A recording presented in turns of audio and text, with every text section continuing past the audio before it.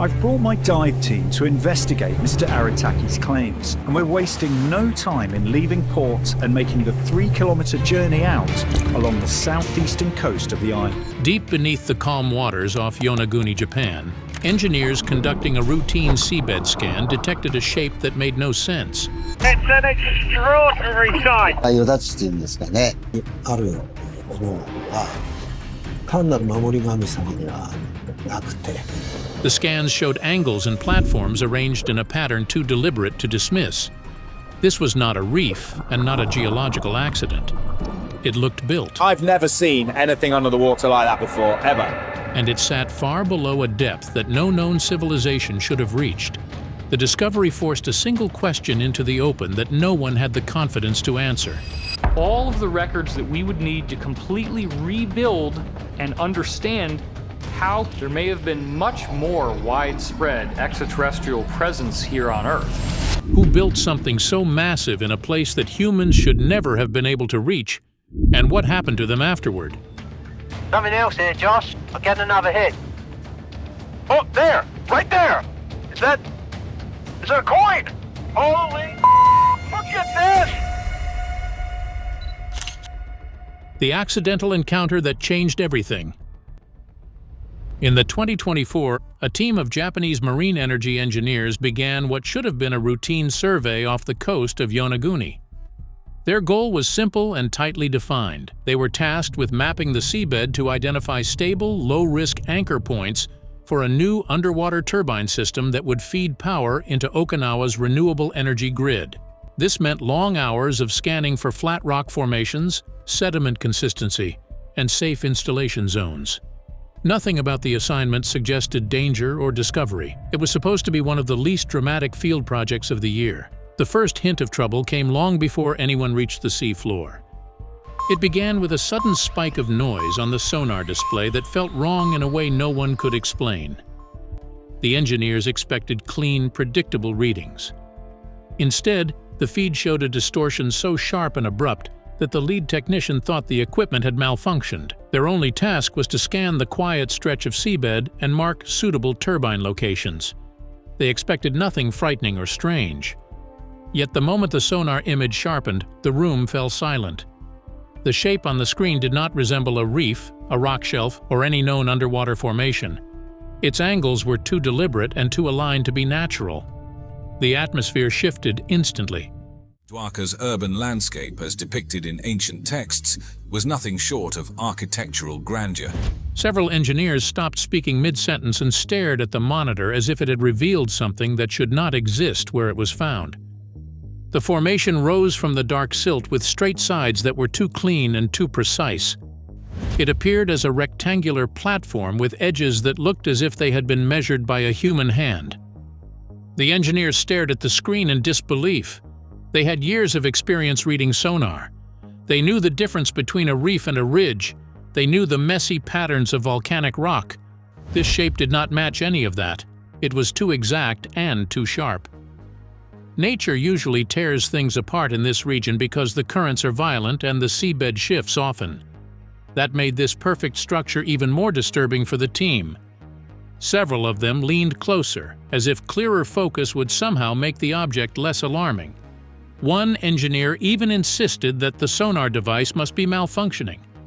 Everyone wanted that to be true because a glitch felt safer than what the screen was suggesting. The team ran a second scan. The same terrifying outline appeared again. Nothing changed. The edges were still perfect. The terraces dropped in a pattern that looked like steps. Each level descended at nearly identical intervals. The engineers knew that the ocean does not create such neat and organized shapes on its own. Like Stonehenge, precisely set on their ends. An exact width apart, entirely parallel. The repetition felt almost intentional, which made the air in the survey room feel heavy and tense. The confusion pushed the team to arrange a dive. They expected to find a rare natural structure. They expected rough surfaces shaped by centuries of storms.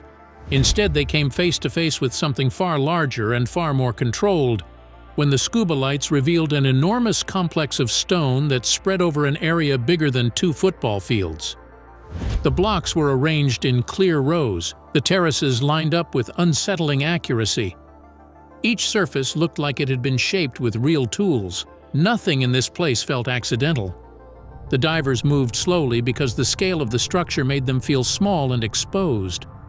One of the engineers tried to joke that they had found a sunken city, but the joke fell flat. No one laughed. The idea felt too close to the truth. The site rested on a fault line where constant movement should have shattered any human structure. Yet this complex stood firm. Nothing about it made sense. The stone looked carved. The layout seemed planned. The entire place felt old in a way that was hard to describe. It felt as if it had been waiting under the water for someone to find it. The deeper the team moved, the more they sensed that the stone structure was only a small part of something larger. The darkness below the next terrace felt heavy, as if something massive was hidden beneath it. This growing sense of scale pushed the engineers to return with a wider scientific team, setting the stage for the next astonishing reveal. A monument too massive to be natural. When the expanded survey team arrived, they expected to clear up the mystery, yet the moment they began their detailed mapping, an uneasy shock spread through the group. The formation was far larger than anyone imagined. The main structure stretched close to 200 meters, and the divers realized this measurement was only for the visible portion. It rose in a series of geometric tiers that looked like platforms and open gathering spaces. A broad staircase dominated the center. The steps were wide enough for crowds, and each level looked deliberate and shaped with careful intention. Thick stone walls bordered long corridors that cut through the formation in straight, controlled lines. At one end sat a deep circular pit. It looked like a basin designed to hold water, although no one could understand its purpose. Potentially you're touching something that the hand of man touched last time thousands and thousands of years ago. The entire complex clung to the edge of a steep underwater cliff. It looked as if it had once been attached to a much larger landscape that no longer existed, as though a massive portion of land had been swallowed by the sea without leaving a trace. The researchers felt a heavy chill not only because of the size but because of the shapes. They understood that sandstone can break along straight planes. They knew it can crack in ways that look organized. Yet this formation pushed far beyond what they knew nature could create. The angles repeated with the same sharp precision from one tier to the next.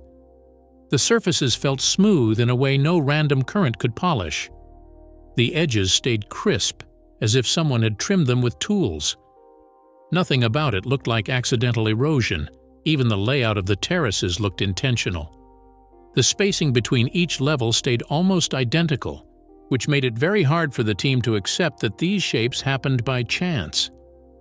Several divers admitted that the deeper they went, the more the site felt like a place that had once been used by people, even though that idea created more questions than answers. The deeper the team went, the more impossible details they found. Enormous freestanding stones stood upright in rows. Some looked as tall as a person. Each one weighed several tons. They did not appear to have rolled or fallen into place. They looked positioned. A long wall made of square stone blocks stood nearby. A narrow passageway cut straight through it. The passageway was so exact in height and width that divers felt as if they were walking through the entrance to a building. The pathways that linked different parts of the structure appeared in steady intervals, almost like streets connecting sections of a town. Low barriers lined some of the ledges, creating borders that made no sense for a natural formation. 30 meters below the surface, he noticed a unique structure, shaped like a pyramid. Every new piece of evidence pushed the team toward the same disturbing thought. The layout felt planned. It felt as though someone had drawn a blueprint and carved each section with purpose. The engineers tried to imagine how any ancient group could have shaped stones this large and arranged them with such accuracy. This only made things worse. If the complex was artificial, then it had to be older than any known civilization in the region capable of advanced construction. If it was natural, then the Earth had somehow formed a structure that acted like real architecture. Both possibilities felt frightening and deeply confusing. Neither matched anything in the scientific record. This led to a single overwhelming question that none of them wanted to say out loud. Who or what could have created something so massive, so detailed, and so deliberately arranged during a time when people should not have had the knowledge or the tools to build anything like it? That question grew even heavier when divers found markings on several stone blocks. Long grooves ran across the surfaces. Repeated indentations appeared in clear patterns. These marks looked as if tools had scraped across the stone. The markings dragged the researchers toward a theory that many of them did not want to face. It was a theory that felt far more unsettling than anything they had ever considered before. Impossible. Tool marks and the evidence no one wanted to see. The moment the researchers began discussing the marks on the stones, a heavy tension filled the group. The idea of tool marks on the Yonaguni structure felt dangerous because it suggested something no one wanted to consider. Some researchers tried to calm the room by claiming the grooves came from sand grinding against the rock during strong underwater currents. They explained that rough currents can scrape patterns into stone over long periods of time. They argued that storms can move sand with enough force to leave scratches that look organized from a distance. However, several engineers who specialized in studying materials did not agree. They pointed out that the grooves looked too controlled and too consistent. The lines did not look random. They looked straight and evenly spaced. They looked like someone had dragged a tool with intention rather than letting nature carve them slowly. Stacked on top of one another, unlike the pyramid in Yonaguni, where huge rocks were cut to size. The clarity of the lines made the situation feel even more alarming. One diver recorded a set of grooves that appeared in a perfect row of 3. Each line had the same depth and the same angle. Another diver found a long mark that curved slightly at the end, almost as if someone had lifted a tool in the middle of a cut. These details disturbed the team because ocean currents do not carve curves that stop suddenly. They also do not carve 3 matching lines in a row. The marks looked like actions repeated by hands. The stones that held these marks were enormous. They were far too large to have rolled across the sea floor or shifted into place. This meant the grooves had been made exactly where the stones stood now. The divers felt troubled by the idea that the marks had remained untouched through centuries of violent conditions. That fact alone created a disturbing problem. The structure sits 25 meters below sea level. During the last ice age, sea levels were much lower, but even then the exposed land in this region did not match the height or position of the formation. There was no obvious place where a large settlement could have existed. The alignment of the structure did not match any known landscape from that period. Even if a group of builders had lived here, they would have needed advanced technology. Archaeologists do not believe ancient people in this area had the tools or knowledge to build anything close to this scale. The researchers struggled to understand how a group with limited resources could create something so massive and so precise. The team continued to document every mark, and with each new measurement, the contradictions grew worse. Stones that were better for things like grinding. This is basalt from a volcano. If the structure was natural, then nature had somehow created the same patterns seen in stonework shaped by builders. If the structure was artificial, then a civilization with advanced engineering skills had vanished without leaving any trace. The team found no tools, no items, and no remains on land that connected to this site. There was no evidence of settlements or culture that matched what they were seeing underwater. The absence of even the smallest clue made the site feel isolated from history itself. Despite this lack of evidence, the signs kept building. The terraces looked shaped.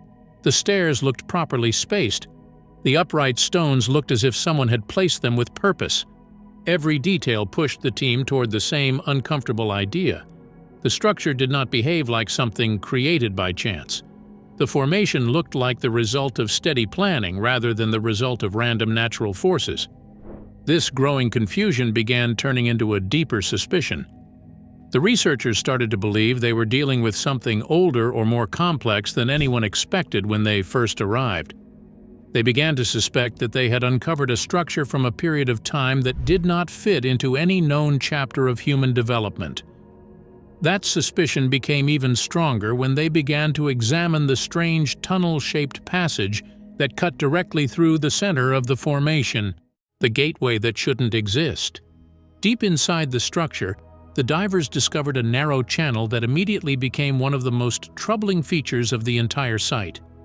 The passageway stood nearly 2 meters tall and stretched several meters in length. It passed straight through a solid block of stone, as if someone had carved it on purpose to lead a person from one area to another. The walls felt unnervingly smooth. The vertical surfaces were even and clean, and the divers remarked that the stone looked almost polished. The channel did not twist in random directions the way natural cracks often do. It followed a steady route with consistent width. The turns inside it looked controlled and carefully shaped, which made the passageway feel more like a piece of architecture than a product of natural forces. The engineers measured every part of it. The floor remained flat and even. The ceiling stayed the same height throughout the length of the channel. There were no jagged breaks along the walls. There were no signs that the stone had collapsed or fractured at any point. This stability shocked the team because the Yonaguni region sits on an active fault line. Earthquakes strike the area often. A natural passageway cut through stone should have been twisted, cracked, or broken by centuries of shifting ground. Instead, the channel remained solid and untouched, as if it had been built to withstand these violent forces. Some of the researchers tried to create natural explanations. One suggestion was that strong waves had pushed through an existing set of cracks and hollowed out the channel over time. But that idea did not fit with what the team knew about the currents around Yonaguni. The water in this region changes direction often and moves in unpredictable patterns. For wave action to carve a corridor this precise, the currents would have needed to move in the exact same direction for a very long period of time, which is extremely unlikely. Another idea was that the passageway had once been above the water before sea levels rose. But geological maps showed that the formation sat below the ancient shorelines during the time humans lived nearby. This meant people could not have reached the structure on foot or worked on it from dry land. A marine archaeologist studying the channel noticed tiny bumps along the entrance frame. The bumps were small but evenly spaced, and they looked like subtle marks left behind by some type of chisel. If humans carved this structure, they would have needed advanced knowledge of how to cut stone and create stable walls. This level of building skill does not match what archaeologists believe existed in the region during the time the land was exposed. If humans did not carve it, then nature somehow created a nearly perfect corridor through solid stone. Nice vertical fractures, sets of fractures at approximately right angles. What have you seen underwater? You've seen areas like that where the rock between the two little fractures has eroded out, and you have nice parallel channels. You get this block-like features, you get step-like features. We see it all right here on. Both explanations felt equally hard to accept. Either answer clashed with everything the researchers understood about the region's history. Both ideas challenged accepted timelines and raised confusing questions. The passageway acted like a gateway into something larger. Its presence forced the team to consider that the structure was not just a collection of shaped stones. It might have been part of a connected system. It might have belonged to a group of builders who left no trace except the stone itself. And it was the scale of that larger system that led the team to the next disturbing discovery: a city-sized layout beneath the waves. When the mapping expanded past the central terraces, the team began to see a pattern that changed everything. What they found no longer looked like a single monument. It began to resemble the remains of something far larger. Clusters of structures appeared across the site. These clusters connected through shapes that looked like corridors, steps, and long leveled walkways. The divers found a large circular pit near one end. Its sides were smooth and even. The shape looked controlled, almost like a gathering space or a planned basin. To the west, the team discovered a series of huge, flat platforms. They lay side by side in a grid-like arrangement. The layout looked disturbingly similar to plazas or meeting grounds found in ancient cities on land. Precise measurements revealed that the overall spread of the structures covered an area nearly 150 by 200 meters. This size was too organized and too consistent to be dismissed as a random patch of shaped stone. The arrangement looked intentional. Some areas rose high above the others. Some dropped into excavated depressions.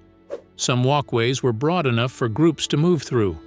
Others squeezed into narrow routes that felt like service paths. Every part of the site pointed toward a design meant for movement, purpose, and use. The team tried to keep their thoughts grounded. They had been trained to avoid assuming anything without evidence. Still, it was nearly impossible to ignore that the site looked like the layout of an ancient city. That idea created a disturbing problem. During the last period when the sea was low enough to expose this area, no known civilization lived here that could build anything close to this scale. The people who occupied the region at that time were small groups of hunter-gatherers. They did not carve massive stone structures. They did not plan plazas or corridors. They did not build anything that required advanced engineering. Yet everything underwater suggested the opposite. The stones were shaped with care. The terraces were organized. The platforms aligned with precision. The layout suggested coordination on a scale that hunter-gatherer societies could not achieve. If a civilization created this complex, then it should have left evidence on the nearby islands. There should have been tools, pottery, remnants of buildings, or traces of long-term settlement. But there were none. No artifacts had ever been found that matched the level of skill shown underwater.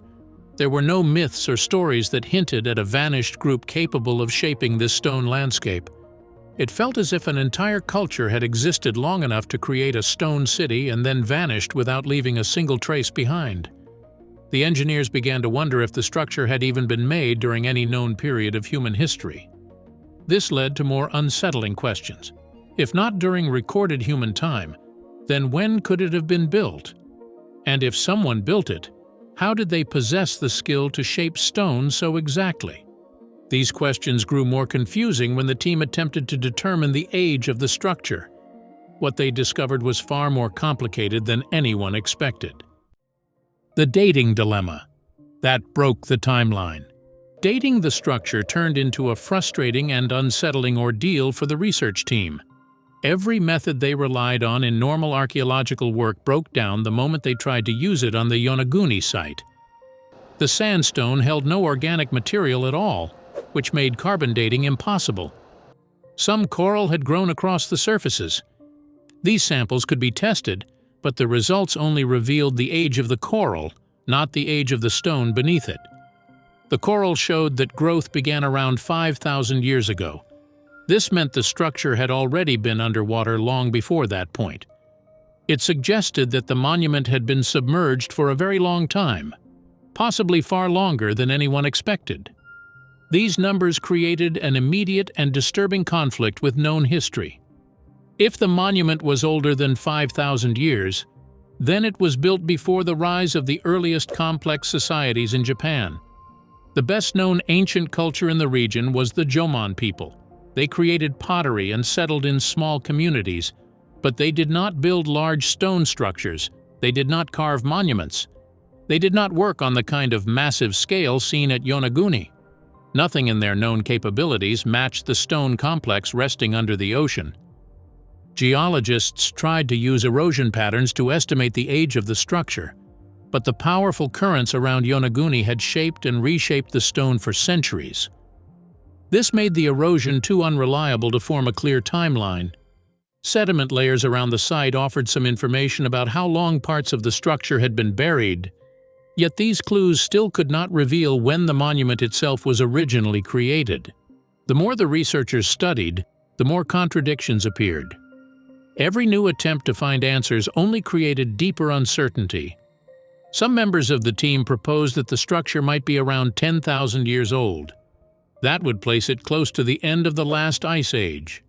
This idea raised even more troubling problems. Humans living during that period in this region were not thought to have the ability to organize large groups of workers or develop advanced engineering techniques. they lacked the tools needed to quarry and shape huge blocks of stone. Even if they somehow had those skills, the landmass at that time did not line up with the location of the monument. The site would not have been suitable for construction in any realistic way. Every dating method led to the same disturbing conclusion. The structure seemed too old to have been built by any civilization known to have lived in the area. Yet the precision of the shapes, the alignment of the terraces, and the arrangement of the platforms made it very hard to believe that the formation was created by natural forces alone. The researchers found themselves stuck between two explanations that were equally unsettling.